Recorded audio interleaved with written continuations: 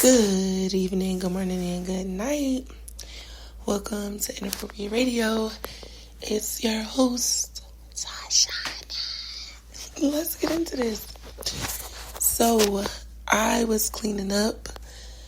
I just moved into my place. I used way too much bleach, apparently. And now my voice is bugging out. Alright, but no periodic table, no alien talk today. However, we do have a download from the creator.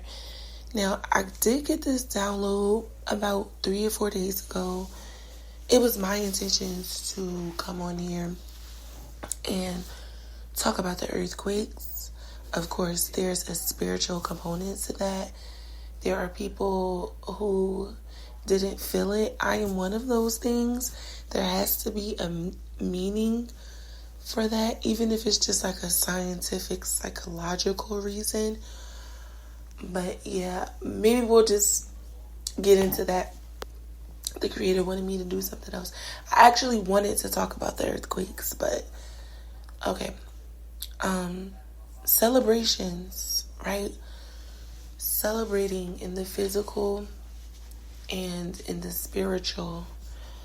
Oftentimes when we celebrate, we engage in certain things that are like low vibrational, or we start to form habits as a result of celebrating, right? There are tons of ways to worship the creator, and this is also where the spiritual celebration comes in. So, excuse me for my voice. I told y'all I'm a little groggy from the bleach. It's all good. It's like not nothing bad. It's just the bleach, alright? And I didn't just wake up. So, when you have these celebrations, oftentimes you drink alcohol, you smoke, you party, you're out during the witching hours, you open yourself up to different dimensions, which ultimately opens you up to different types of spirits attaching themselves to you and also attacking you, right? Just by being in certain environments and having this particular mindset, it's kind of like you're putting your guard down. Maybe if not spiritually, definitely consciously and unconsciously, right? We have to start learning how to transmute this energy and have it a little more high vibrational. And of course, it's like, habits that we formed over the years, and we use these vices to quote unquote celebrate, right? But at the same time, again, because we're going into this timeline where we are forced to rise up, right? And lighten our loads and become a little more lighter in frequency, or perish, right? Those are our options right now. You have to figure out ways to celebrate in the spirit. So, of course, prayer is always number one, right? Of course, fasting, taking care of your body, going out into nature, doing any kind of charity work, right? Another thing that is connected to the component of celebration is just what it does to our physical bodies, right? We have this idea or misconception that, hey, maybe I'll have a drink, I'm celebrating something. I don't usually drink, but just like the conversation that we had, I don't know if it was yesterday, we have to understand that we open ourselves up to bad habits being formed when we start engaging in certain behaviors. So we have to understand that the things we're learning as a result of our celebration, we're causing associations to thrive and be born. So what do I mean? This means every time we get a win, right, we're going to go out drinking and smoking and popping pills and partying and spending money up like we're crazy, right? And then it becomes a lifestyle, and then ultimately you find yourself in this cycle of wasting your resources, wasting your blessings, on things that the Creator is blessing you with, right? Because celebrations usually come from a blessing of some sort, right?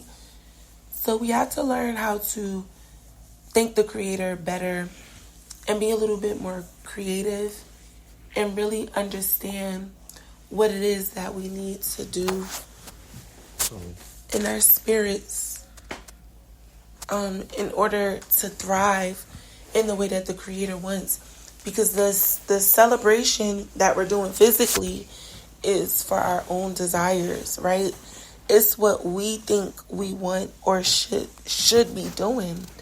So I think if we start really asking the Creator how He wants us to celebrate our wins and how to celebrate Him and just how to be a little bit more in tune with the gift of life, we might be on to something, right? It might put us on the right track.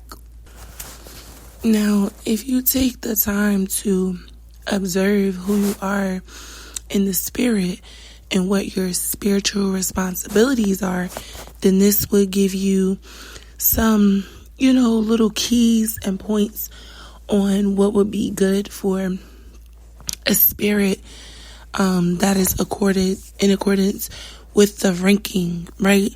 So if you just been through like one life cycle or two life cycles, right, then you may only need to pray, right?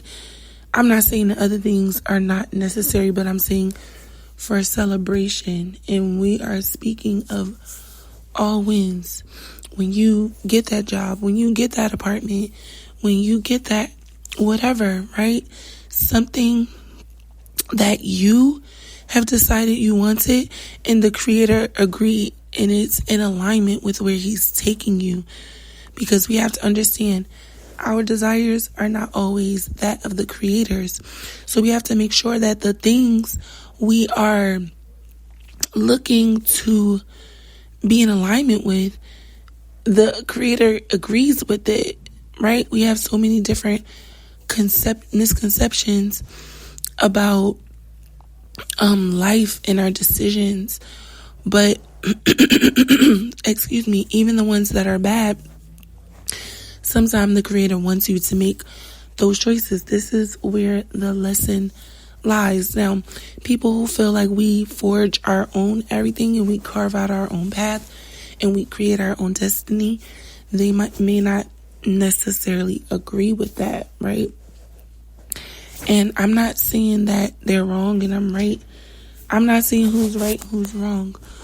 What I am saying is that there's a level of spiritual ranking that when it comes, you have to understand you are going to have to do more than fast. You're going to have to do more than pray. You're going to have to do a whole bunch of sacrificing, right? And I'm not talking about like killing somebody or something. I'm saying really deprive yourself of the things that you want in order to please God. A lot of the times, and because we're human, we get caught up in our physical, the flesh of it all. But I think as time starts to go on, we really get this understanding about who we are and what it is that we're supposed to be doing. If you are not sure what the Creator wants, then that's something that you have to take up with the Creator. I can't really tell you how to go about that because we all have our own beliefs, our own perspectives, our own life experiences, right? But what I will tell you is that if you genuinely ask the Creator to forgive you, He will forgive you. If you ask the Creator to provide anything for you, if it is good for you, if He feels that it is in alignment with your purpose, He will give it to you. Sometimes we ask for things and we don't get them, and it's not because God doesn't love us, but it's because God has something else for us, right? So I think the more we start getting more comfortable with our sense of self, with our spirituality, and I want to kind of like separate religion from that because a lot of people are using religion as a compass or a guide, yes, it is a tool. It is a tool to assist with your spiritual journey. But majority of everything the Creator wants from you, the Creator will work with you directly. I'm not saying don't turn to the books, don't practice, don't believe in your religions. I'm not saying that. I'm just saying that religion is more like a formal, introduction to God. It's not as intimate, right? The intimacy comes in when you go inward and you really start building with the Creator, and you really start taking the time out to figure out what you're made of, where you come from, what the plan is. So when you start getting through these new heights and these new levels, you have to understand that the Creator is allowing it to happen, not only because we're breaking generational curses, but because it's a part of the plan. And sometimes, we've talked about this, where we're just born right in the right generation, right? We're coming in at the right moment, where we were next in line, where these generational patterns, they form and break around the 6th and 7th generation. So every 6 or 7 generations, and this is science, you can look it up, every 6 or 7 generations, there's like a dramatic decrease in the blood and the genetics from your ancestors. So that means if you're that 6th or 7th person coming into the bloodline, you need to be strengthening the link or breaking it off, breaking off whatever is making it toxic or poisonous. A lot of us don't fully understand, why the Creator has made us. Some people don't believe in God, right? And I understand that. But if you look at science, I think science would be a good introduction, for really trying to learn what may make sense to you, right? Because we could all look at one picture and come up with a totally different story, right? Like, how they used to have those picture prompts in schools, for like the state testing. I just had a spiritual belch. We would get these pictures and you have to come up with a story from just a picture.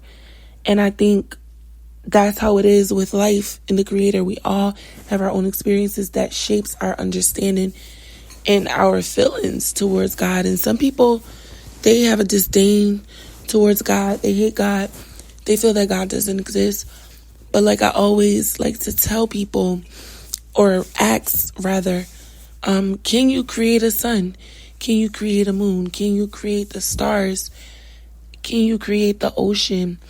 Can you create, the different types of species of animals? And obviously the answer is no, right? But I mean, that's just to make the point that there is something larger afoot going on.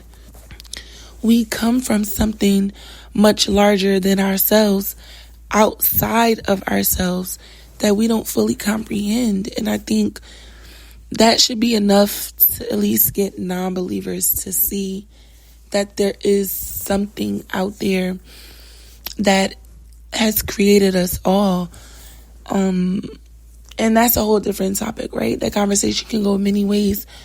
But for the sake of time and just the overall gist of this conversation, it's important for us to understand that the Creator doesn't want us to understand everything. We don't know everything. We're literally spectacles in this really grand universe, right? We're like these little small pebbles in all of it. I mean, our galaxies, our stars are small pebbles in this universe, right? So there would be a lot to unravel if you wanted to unpack the Creator. But I'm going to end it here. I'm so sorry for my voice. I hope you stayed till the end. I hope you've been enjoying your weekend, drinking your water, Eat your fruit and vegetables and sip it on your own tea because it's free. Love y'all. Peace.